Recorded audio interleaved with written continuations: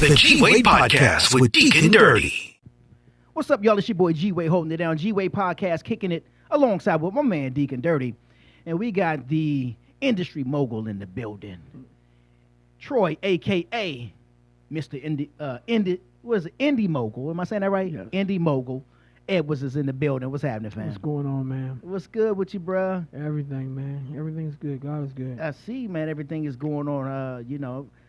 I done met some of your team now, and I see you still building, always putting something together. Excuse me. Always working on something. But before we get into the thing that you always working on, let's back it up a little bit, because me and you've been knowing each other for 20 years or so now. Yeah, early 2000s, something like that.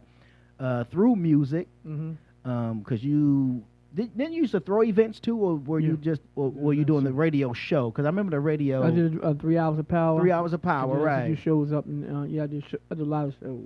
Yeah.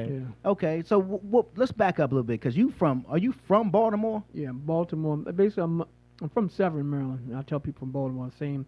My family were Braxton, so Yeah. we all lived on the same road. Our houses right beside each other, but very talented road. But so basically Severn, Maryland. But I live in Baltimore now. Yeah. Okay. Now, so how did you grow up in Baltimore? Or did you just grow up in I grew up in Severn. Severn, okay. Yeah. See, I'm not that familiar with Severn, Maryland. Yeah, Queenstown. Yeah. Okay. Yeah. And that's where you grew up. Yeah. And so, when did you go to Baltimore? When did you move to? Oh, when I got older. I mean, what we talking about? Probably the last 5 years. Oh, that's not long ago. Okay. I've always been, because when people say where you from, It's yeah. So you just say Baltimore. Yeah, okay. That makes it a little easy. Makes it easy for me, but I'm familiar with Severn, Maryland. I don't think I've ever been there though, because I don't even know what city is it. What is it near? It's because that's not Southern. It's like Maryland. Glen Burnie, not from There we Rundle go. Mills There area. we go. I got you. Thank you. Now you put me in the frame of where I thought what. Okay, got you. So everybody know Rundle Mills. So Right, not facts, far from there. All right, cool. But when did we meet though? Because I know it was somewhere at some event, probably something you threw, or you and your crew was throwing back in the day, or something.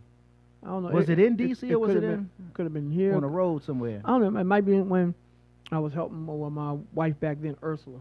Remember she Urban used to- Gospel yeah. Alliance. She did a lot There of you go, the shows. UGA and, joint, yeah. I did a lot of shows with, the Sanctuary and all that kind of stuff. So I was one of his sponsored partners and all that kind of stuff. So. Okay. All right. And so, but what was your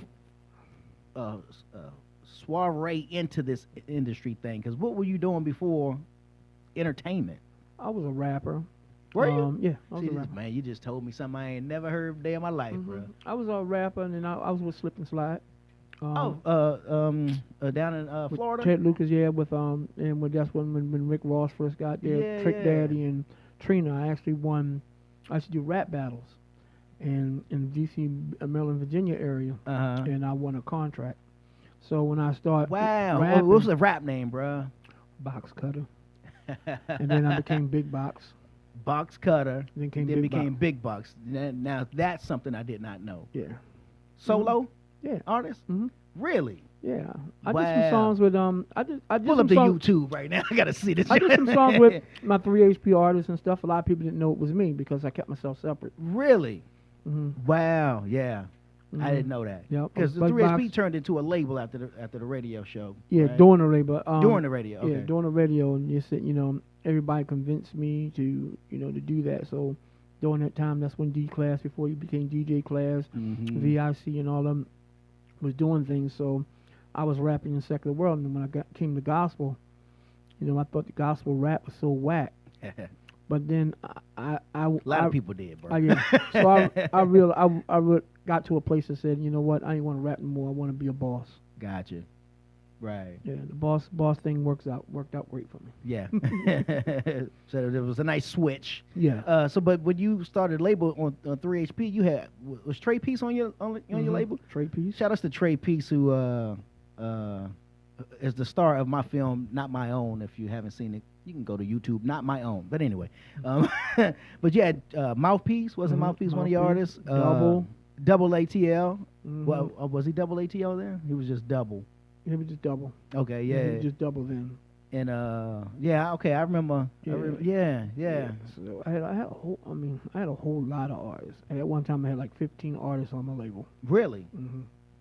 Oh snap! I didn't know it was that many. Mm-hmm. Who you working with? I'm trying to think of who I knew. I had IQ. I had Ghost. I had Ehud for a second. Trey Peace. Ray Bailey. What else did I have? I don't know. Only reason I don't remember because the ones I didn't remember is basically the ones that didn't do what they supposed to do and the career didn't really go nowhere, so it didn't really matter. Gotcha. Yeah. Well, shout outs to y'all anyway. You know what I'm saying? You know what I mean?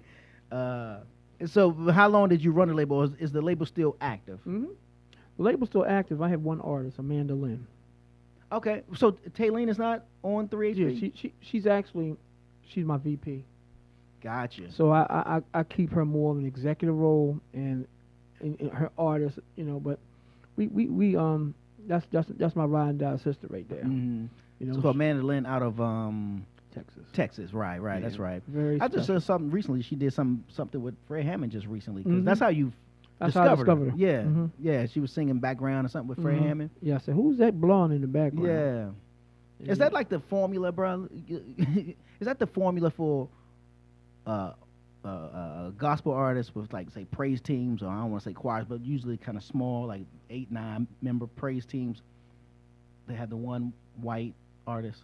I remember. I mean, you know what I'm saying? It seemed like there'd be like this formula. You know what I'm saying? I remember Kirk Franklin did it. Of course, Fred Hammond. I'm trying to think of who else. There's certain things that seem like it works. You know what I mean? Yeah.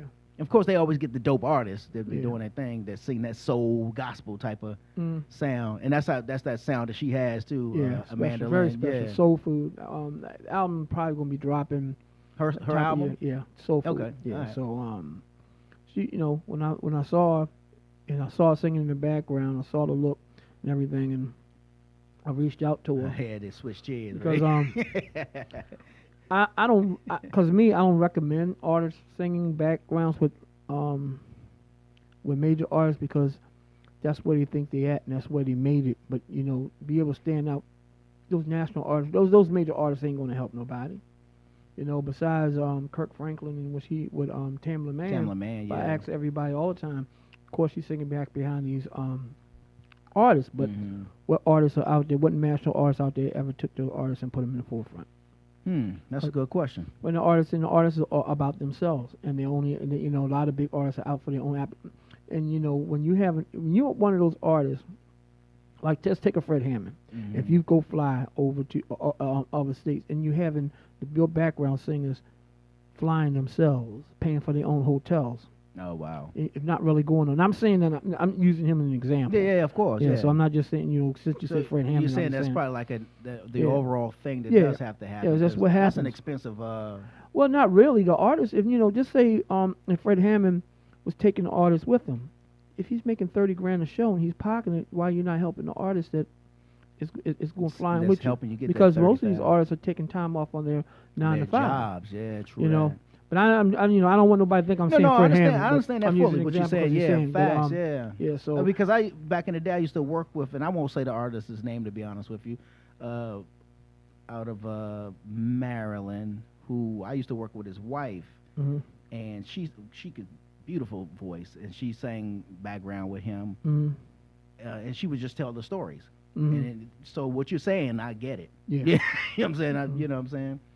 And again, like you said, leaving her job. So I worked with her. So that meant she had a 9 to 5. You know what I mean? Yeah. So I get it. Yeah, but I want the industry to do better in a whole. And we lack so much. The new artists, the mindset is lazy. No one wants. They're great on social media, but they're not great in putting in work and branding themselves. Because they can put stuff on social media all day, but they're not branding themselves and helping taking their career to a whole nother level, not depending on the label to do everything for them. Because we saw you on your social media stats and what you were moving. Once they get signed to an artist, a label, they think they just stop. Yeah, that's when the grind should really kick in. Yes. Yeah. Yeah. Yeah. Like, yeah, you're right about that, because having had ran a label for a while, I'm not gonna try to say that we were, out here pushing mad units and all that kind of stuff, but just even on the grind and the hustle that I had to put in on it, the artist does expect you to do it all. Like, okay, they did the songs, and so now what? Like, now you start working. You know what I'm saying? Yeah, I mean, you got to promote the song, you got to promote the album, you got to, get active. So yeah, I get it for real. So was it the startup because of your family? Because your family, of course, the famous Braxton's family. Did you get your start with them, or? I didn't want to go that angle. I never wanted to ask them for anything because never wanted to become a person. I would never become Braxton cousin. That's what's the name. So I wanted to be Troy, and I wanted to make my own impact because I was because when they was doing stuff, I was an intern at Def Jam. Okay. So I was already making noise. I didn't need no name. I can use my own vibe of what I was doing. So I learned from ground up, and I work hard to get where I do. So after I saw what all the artists was going through, and I saw the executives, I said that's where I want to go because I knew at the time that God was going to use me as a vessel to help others. So that's where I came. Yeah. So, but all right. So you started out on the mainstream side, secular side, however we want to call it. When did the transition? When was the conversion? When did it all switch for you? When I went through a divorce, and I wanted to really, really go in deep and find myself. So I cracked open the Bible and just started reading it again because I grew up in the church. But when you get old enough, not have to your parents making you go to church anymore. When you're old enough to stay home, and you go out there, and then you got to find yourself. And when you come back stronger because you come back at your own free will, and you wasn't forced. And you brought back some experience with you too. So, and that's when I came over to the gospel side and just started doing gospel hip hop, and I did that for a while. Then I realized Christian hip hop is not making don't make any money. Well,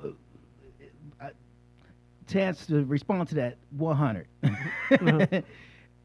with the exception of a select few. Yeah. But there is some people squeaked through and did what they did. Yeah. But you see the transition over. They did a transition over making more of a global impact outside the four walls. Because back in the day, Christian hip hop, cross movement, everybody was totally against if you came out. So it was wrong if you came out the four walls, and if you did, I'm like, that's not what God called me to do. That's not what called to do. Yeah.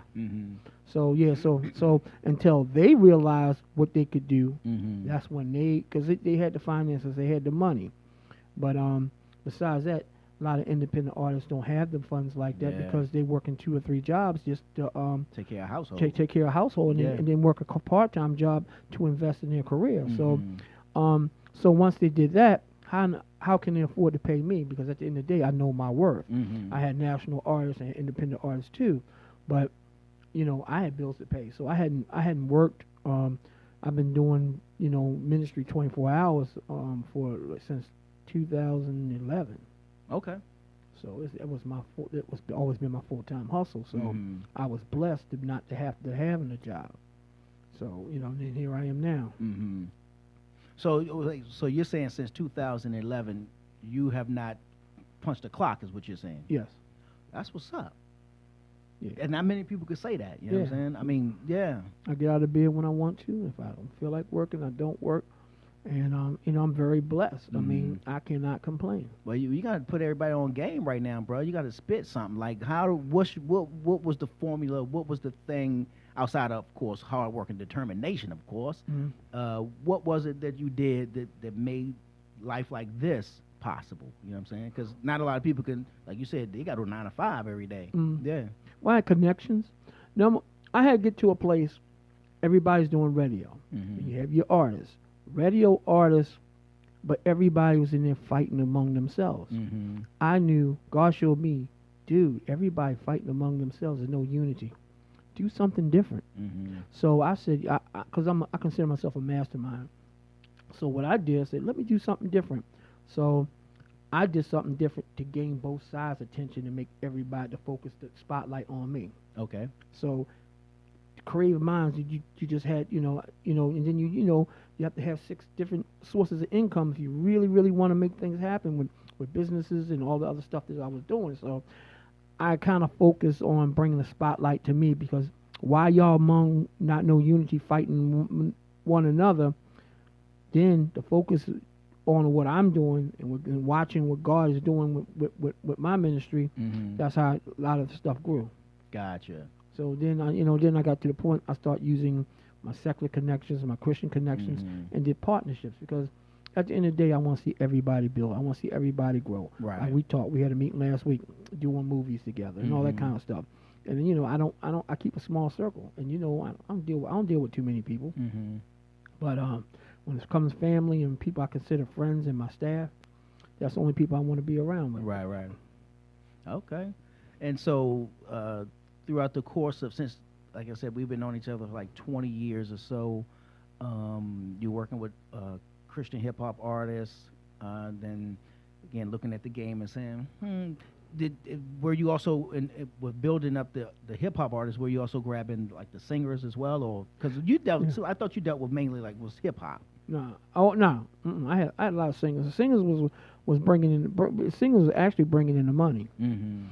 The lack of watching, because you watch the Christian hip hop, is not too many BDS stations in Christian hip hop. True. No, your digital track and all that kind of stuff.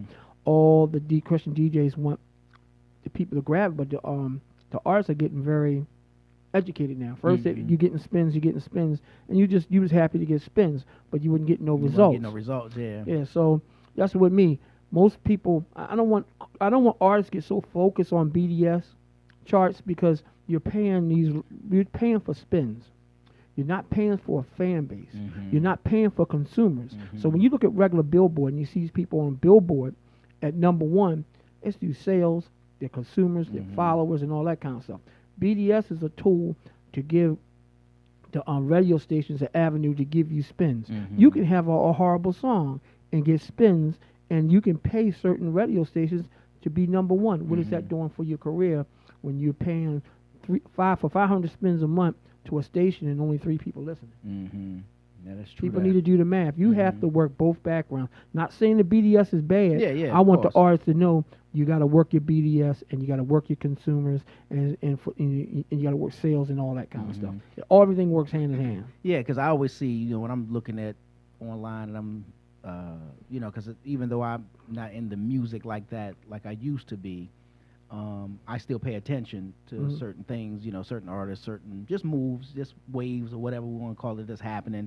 And I see the excitement of when, our internet station just became BDS or da-da-da. I'm like, okay, that's what's up. But I've never really fully, I think I can say that I've never fully understood the excitement in it, you know what I mean? Or the awesomeness in it. In fact, G-Wade podcast used to be, of course, G-Wade radio show. And I started saying, when it started becoming like financially just killing, I got to make a change here, you know what I'm saying? And I've made the changes, like, we're not doing it no more. So no more music, and that's not to slight any of the artists. It was like financially, it just don't make sense for, yeah. So, yeah, I get it that, like you said, it does have a certain credibility that comes with it, but what's the outcome for the artists if they're not working it proper? You know what I mean? Yeah, and one thing about it, you're paying for.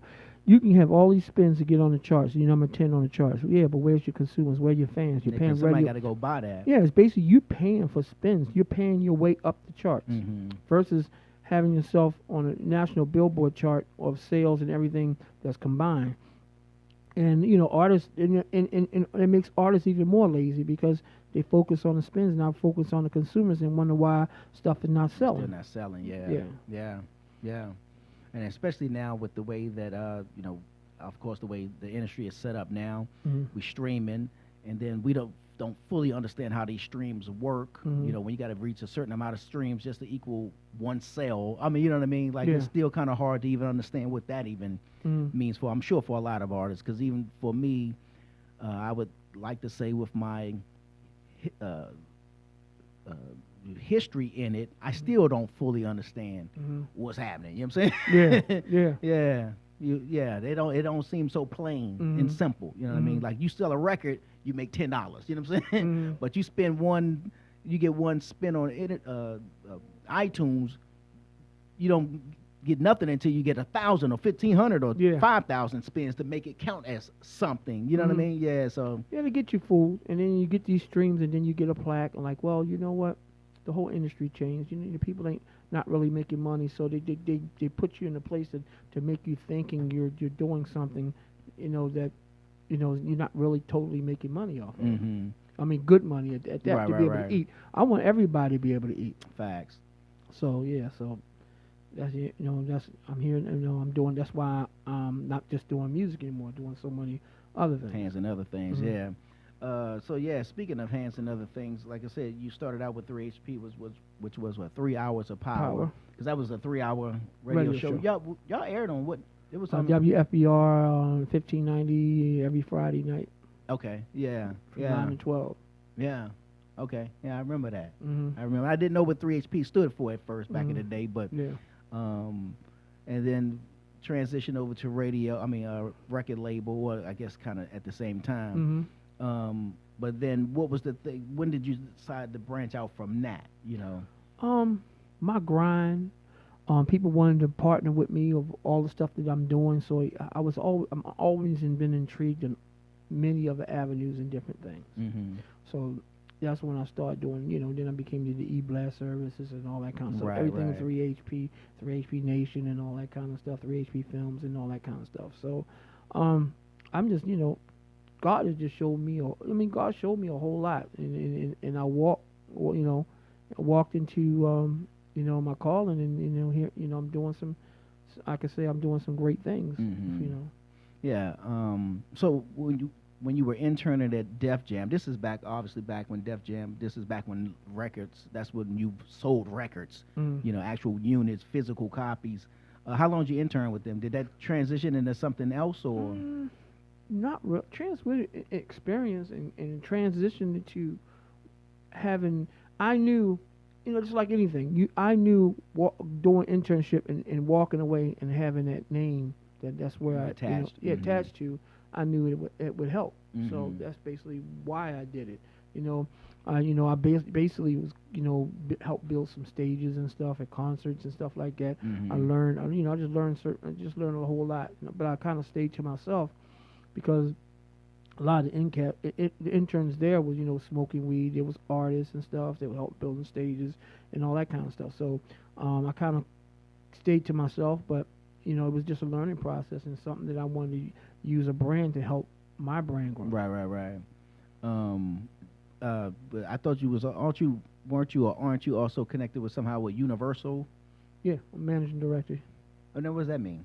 Managing director is basically like an executive when you send music and we vote and see discovering talent. A&Rs bring stuff to the table and basically get a vote and all that kind of stuff. So it's very difficult because I've been in the music and then I'm focused on in other areas, and then of course my boss is doing stuff because my boss is actually the co-owner of the Chicago White Sox, and he does other things too. He has a different cable network. So I learned and watch how a lot of rich people move in silence.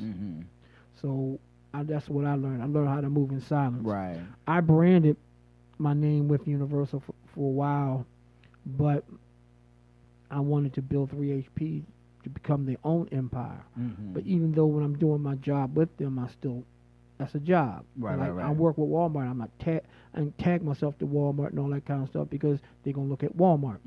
I wanted people to see what 3HP is doing and what my calling do, and it gives me favor because it opens up a lot of doors. Right. When I go and get VIP, you know, just like weekend when I get VIPs to go to stuff, I get because of that, and I get VIPs because of 3HP. And a lot of people starting to really, really know what we're doing and who we are. So you know, but you know, it's great. Yeah. Well, what made you decide to go into film, 3HP Films, right? Yeah. I don't remember.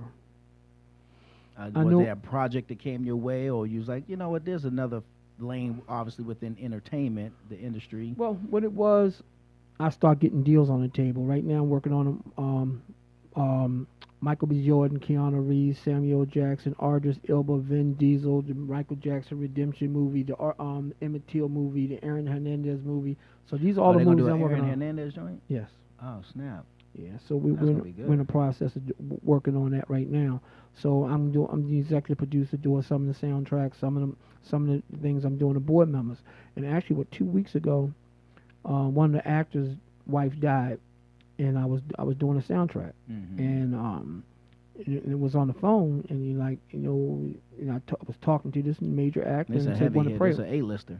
Yeah, and then next thing you know, I asked him for me to pray for you, and said, "Yeah." Well, I think he insinuated for me to pray for him. I don't know. He was in a loss, so I prayed for him, and then the next couple of days, I lost my job in that movie. Wow. So everything happened for a reason. Now, is that because somebody heard you praying, or did he just mention it to someone? Or? The actor is a Scientologist. Yeah, I know what he's involved. Of course, yeah. I guess his people around him, like, whoa, whoa, whoa. So I guess it spooked him.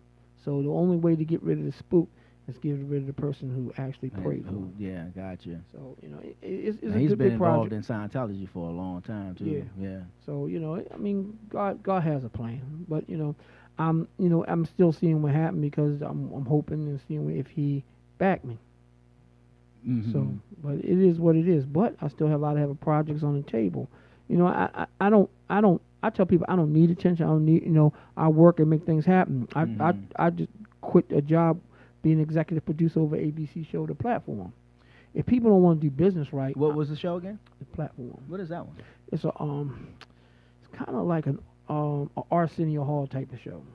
You bring in artists and you perform and all that kind of stuff. And so I basically walked away from that because if people are not going to do business right, I can't work with you. I'm not just going to settle. And at the end of the day, I know my worth. And then if I'm helping you get connections, and by getting you connections, and you're messing up my relationships with those connections, I can't work with you because I can't jeopardize my connections with people, and you don't respect me enough to not mess up the connections that I have. Right. So I still have a lot of people part of my team, partners. Dante with Def Jam, Rico with part of he's one of my VPs. He's with Clyde Davis. Of course, you have my man Rocco, and Rock Nation, and then Rich Williams with Cash Money. So I have a lot of people with 3HP that's executives, and we come together. We're making a major impact. So how did you get involved with it? Because I know you kind of are you getting involved in the box? Well, you know what? Before I even talk about that, let's talk about film, because I know one of the things they were talked about off camera was the Michael Jackson. There's another, I guess, a Michael Jackson documentary, or the film that's one-on-one. We're actually the CEO. We're in bits and pieces of those documentaries too. Okay. Yeah. So we have footage of the CEO and all that kind of stuff. They actually took some of her stories off the internet and added to it. That was another thing. But the Michael Jackson movies, it's going to be a tremendous movie. Yeah, you showed me a picture and you just kind of handed me your phone. You was like, as we were talking, you just handed me the phone. I was like, okay, that's Michael Jackson. And I handed the phone. He's like, no, dude, that's the dude playing Michael Jackson. I'm like, what you mean? That's the dude playing Michael Jackson? That's Michael Jackson. I don't know who you know, but yeah, that dude looks just like Michael Jackson, bro. Yeah. So does he sound like him? Does he does mannerisms? He does shows over there, but right now we're waiting to get everything for the contract so we can we have them locked in, but with the virus stuff and everything is going on, we want to make sure everything's right. Yeah. But it's the movie's about the time during his trial. Because this only focuses around that time. Yeah, it only focuses around that time and showed how he was framed, how both lawyers on both sides had set him up. So, she got all the documents. Catherine Jackson and the whole Jackson family is basically backing us in this movie. Okay. So, well, that's when you got that kind of knowledge, you got to move forward. You know what I'm saying? Yes. And then also the other film, what's it called? Am I saying redemption? Why is that? Is that right? You talking about this redemption? You talking disciples? Disciples. Yeah. There we go. Yeah, yeah. What's that about? Oh 'Cause my. I thought the concept for that was kind of interesting.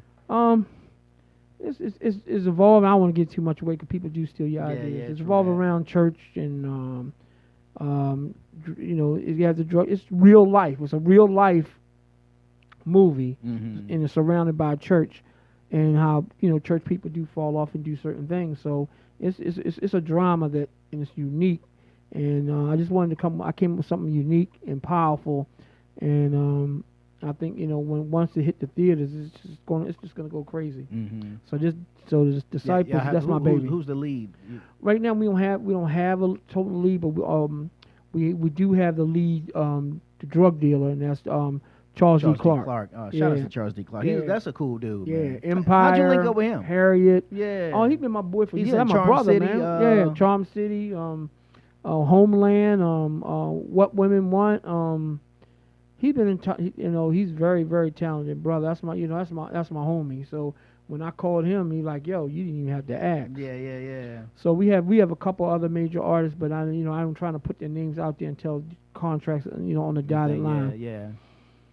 Okay. Yeah. So the movie thing and all that kind of stuff. I'm doing a whole bunch of stuff. Me and my partners. We got the buses, and when people come into town, taking them around and all that kind of stuff. Is that a party bus or is that just kind of not more of it like can the be a party mobile bus, type but it's a mogul type of Gotcha. service. Okay. And Yeah. we all nothing but class, and then I just got a boat. Mm-hmm. So we're doing private charters, couples charters, and all that kind of stuff. So I'm, me, everybody know I can, I throw down on the seafood. And Troy, I was world Mr. Indie Mogul, famous crab cakes and stuff. So, you gets busy? Yeah, I get I busy. didn't know that. So we're gonna be doing boat trips and stuff. Right.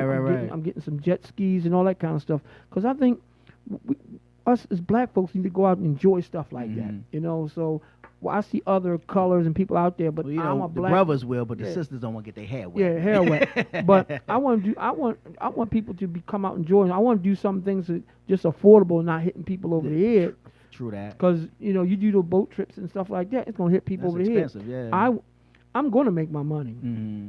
We're gonna make money on the rides, the cars, and we're gonna make money on the boat when we have our own parties on the boat. Because Right. I'm saying I'm gonna enjoy all the things that God is just doing for me, and I'm gonna I'm gonna enjoy it with the people that I love. Yeah.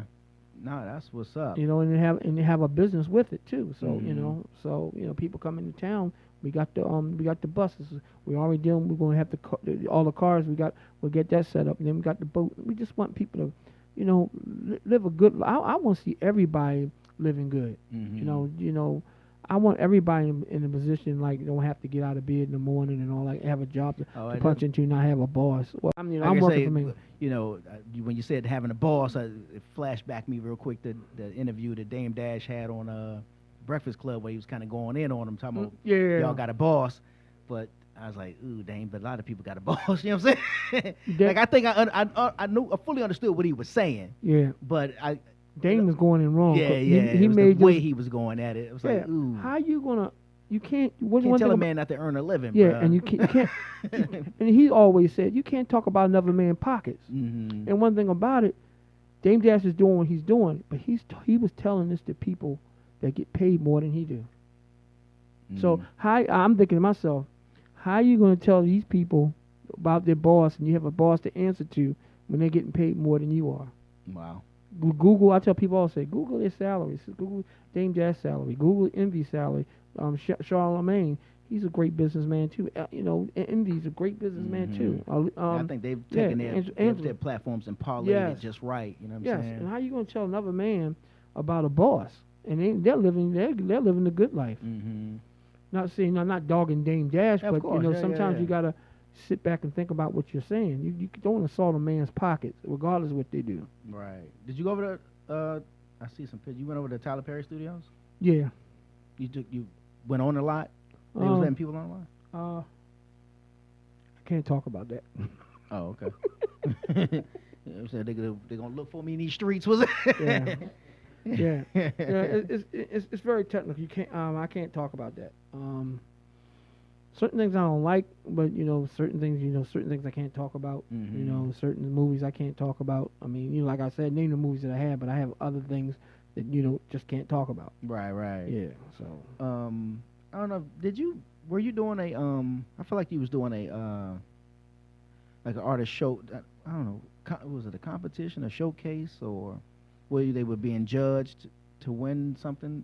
Were you doing something like that once before? Mm-mm. No. I don't know. I feel like you were doing some artists like, people come to showcase their talent Oh, and then they be judged. Well, by being a national rec executive, people bring me out to be judges of things. So Okay. that's something that people pay me to come out to. To do. Some Gotcha. people pay to use, because a lot of these places, I have nothing to do with it. They pay to use my name, 3HP Presents, whatever, and I ain't doing nothing for it, but they paying me for it. They can't be mad at that. So at the end of the day, that's when you have a brand and there's a worth to your brand. Mm-hmm. So that's why I tell people integrity and loyalty, it goes a long way, because that helps your brand name. Right. Yeah, so people use my name and whatever, and if they're doing things right, I use the brand name. But like I said, I'm just so glad to have loyal people, loyal cats. Like like I said, all this weekend, my two home dogs and my pit bull over there.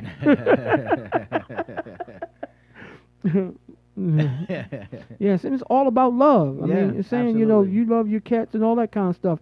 I don't know how many times Rocker told me he loved me last night. Y'all been drinking, man. You've been drinking, man. I love you, man. You know what I'm saying? I just do. You know what I'm saying? Yeah. lot of whole bromance going on. You know what I'm saying?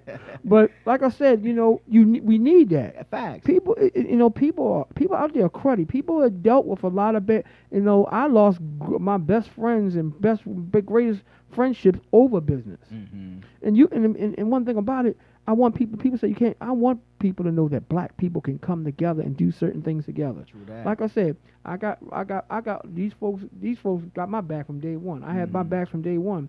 Ryan, rest in peace. He brought me and Rocker together. Okay. But like I said, once you got good people and you got people who got the grind and really wants us to work together and make things grow, that's a good thing. Don't take those things lightly. Some people push friends away over businesses. And like I said, my best friend, my best man, we don't talk no more. Mm-hmm. We don't talk no more because he tried to he didn't respect my business and made it look bad. Mm-hmm. So there's a lot of things. I mean, I don't want to go into detail. Yeah. But that's not a true friendship.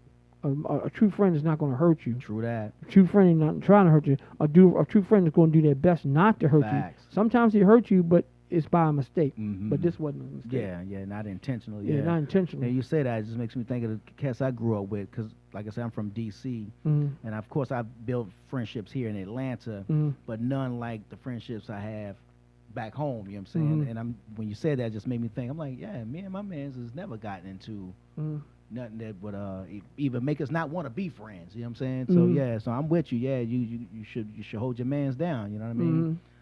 Every now and then you might disagree on some things, but hold it down. but still hold it down, yeah. Be examples. Break bread together. You know what I'm saying? Go on vacations together. Yeah. Last night we was like, we had a good time. We had, like, basically, it didn't really turn out to be a couples night. It didn't really, develop that way. But we had a good time. Yeah. So but I mean, we just whole weekend. It's been great. Yeah. No, that's what's up.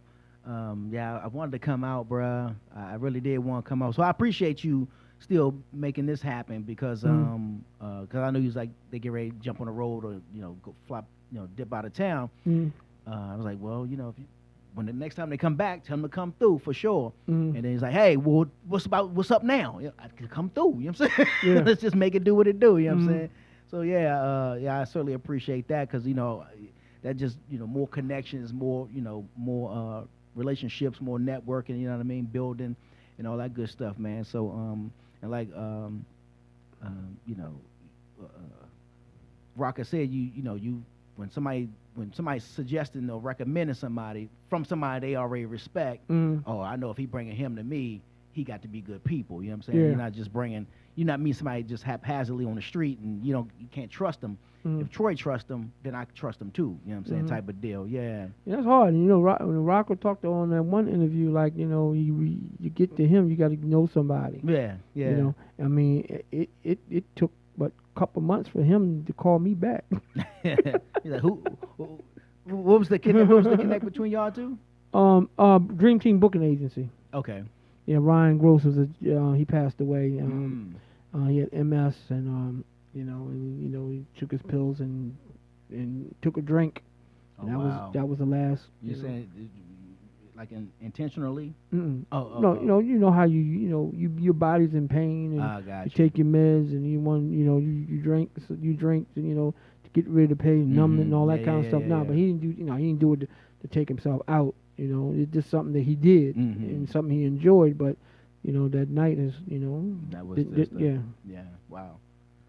Well, R.I.P. to that brother. You know what I'm saying? Yeah, good people. Yeah. So what I know Corona has kind of, well, not kind of, it just came and shut everybody in all kind of different ways.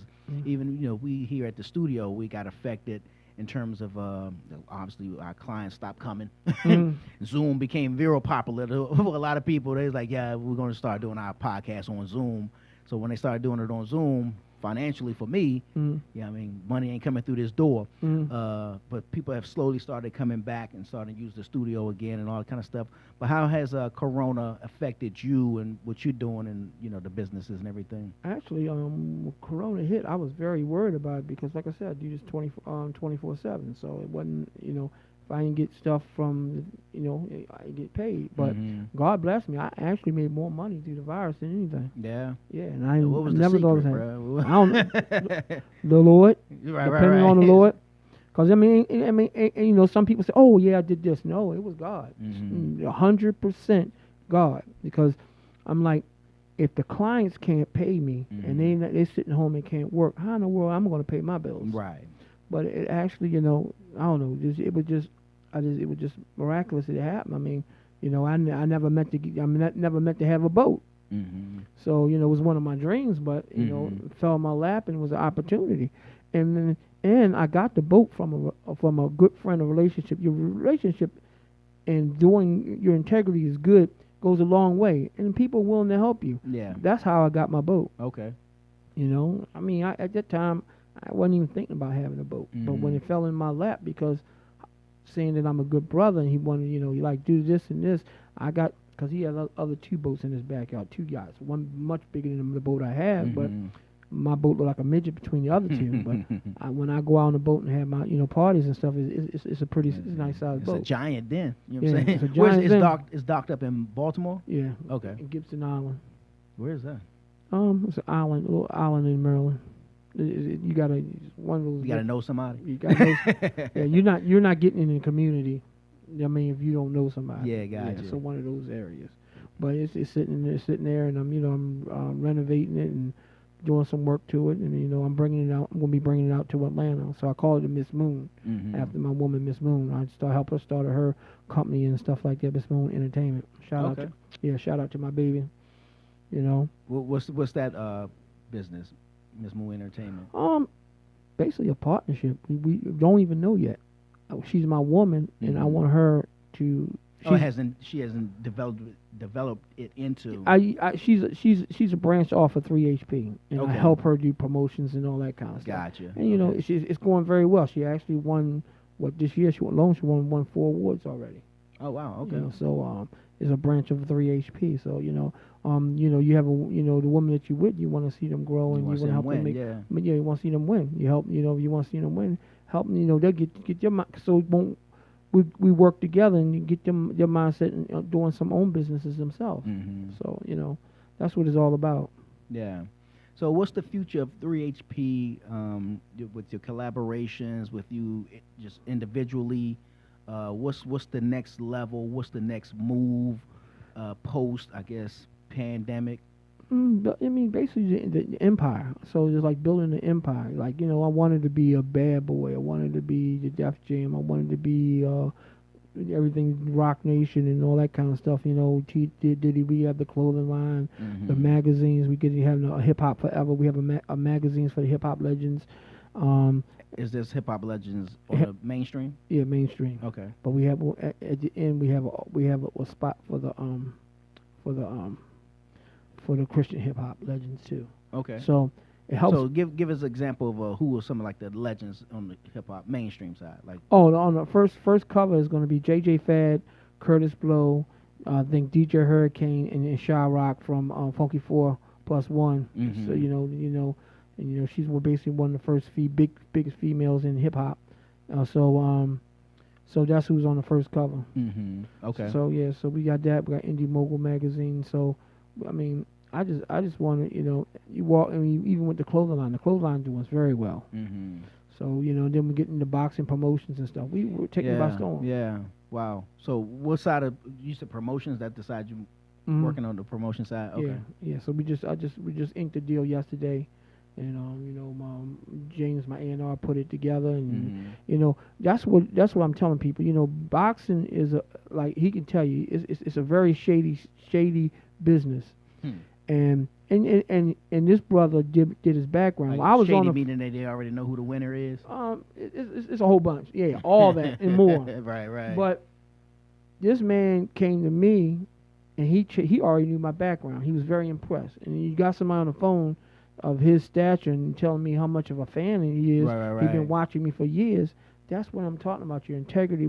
You never know who's watching you, and you never know who wants to do business with you. And just another business avenue to open up for me to make some more money.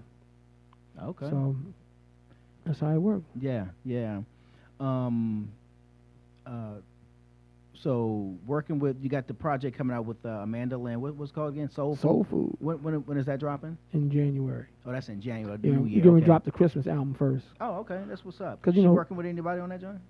Collabos or? Oh, with Talene. Talene, okay. Yeah, they did a song together, and she got her own single on there. The album, I don't think she got any features. We didn't want no features. Because she has a special voice, and I knew when I signed her and saw that she was something special. So when Mandolin comes out, I have no doubts in my mind that she's going to blow. We lost a lot of stuff.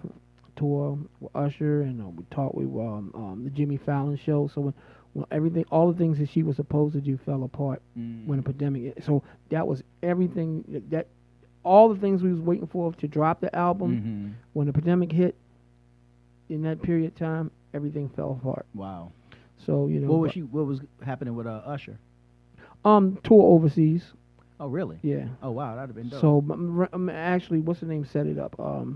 Ryan passed away. Okay. So he did that, and Jimmy Fallon show up and all that kind of stuff. So he and actually it was under my umbrella. He was my VP at that time. It's gonna let gospel be on Jimmy Fallon?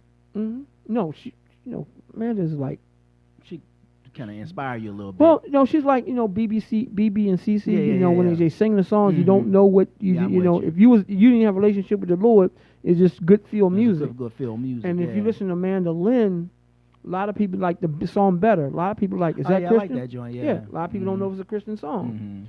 And I mean, that's a wonderful voice, and she's one of the hardest working people when she hit the studio. So when she's inside the studio, she's a beast. Gotcha. Yeah, so she's one of the few. She's the first artist that I've ever seen go in the studio and pick up things, pick up sounds, pick up. She's very great in the studio. So, but yeah. Bad. So 3HP Records, 3HP Films. You got the boxing promotion. What is it? The mobile service. What's the van? What's the joint y'all doing up there? The mobile service. Global Mobile. That's the cell phone service with Curtis Blow. Oh, I didn't know about that one. Yeah, he owns a cell phone company. Really? Yeah, I'm one of the people involved. And then of course we got the Hip Hop Society. He started another thing, and I'm one of the board members. Oh, that's what's up. Yeah. So is he still out of New York? Or is he down here in New York and California? Okay, gotcha. So both I was actually referring to the transportation thing, but I didn't know about the cell phone. Oh yeah, the transportation thing is we rolling with that. So we already, he's supposed to come out with us last night, and then his driver got sick or something. But in that time, he had got 4 calls. So I thought I put what's the name on it? That's what's up. What else? The boat. Miss Moon, is that what you said it's called? Yeah, it's called Miss Moon. Miss Moon. After my baby. That's what's up. That's that's what you guys are gonna rent out for, like private parties and people want to do their special occasion event type things. Yeah, work meetings and all that. Work meetings, right. And what is it? was cruising up and down. What's on our side? What side are we on? Oh, you asking the wrong person. Potomac? I mean, what are we on? I forgot. East Coast. Well, we map Atlantic, Pacific. Yeah. Well, we sat down this week and charted things out, what we're going to charter out and all that kind of stuff. So so soon I'm gonna pick up two jet skis along with it. So we're gonna rock and roll with that. Okay. I'm trying to think of the things that's under the umbrella that you're doing. And so when does Disciples go into production? I promised Miss Hughes that I wouldn't get focused on the movie till after Michael Jackson is done. Gotcha. So she's very happy about that because she wants my undivided attention. I'm basically technically I'm like the second in charge of the whole movie. Okay. So I have a huge responsibility. Mm-hmm. You know. Oh my goodness. All right. So so that won't move forward until after the Michael Jackson thing is. But you don't know when that's going to start production. So if that don't start soon, then I can't hold back the Disciples. We're gonna kick it. I mean, like I said, Where y'all gonna film in Baltimore? Atlanta. Oh, okay, cool. I can show up on the set. Yeah. Well, I told you, we working on getting our own movie production house, 40,000 square foot house. So, we're very close of getting that all signed off too. So we're going to be filming movies, doing events, and have my partner actually wants to do a FM station out of there too. Oh, okay, that's what's up. Yeah. So we have a whole lot of stuff lined up, and then I'm actually getting. A lot of people will be proud because I'm actually been talking to my man, the director of the Hip Hop Museum, to get Christian hip hop artists inducted. Really? Yeah. Okay. So we setting a legacy. So that would be hot. Yeah. So in DC, when you go down there, you get to see go down to the Hip Hop Museum. I've not been to the Hip Hop Museum. Where is it? It's I can't tell you the address. I mean, I'm bad with address. It's in DC though. Yes, in DC. I've been there. So, one of my partners of the Hip Hop magazine is the executive director of the museum. Gotcha. So we're working on getting Christian hip hop artists in there. So we're getting DJ Rock Jesus, one of the first people, Cross Movement. We're bringing people in.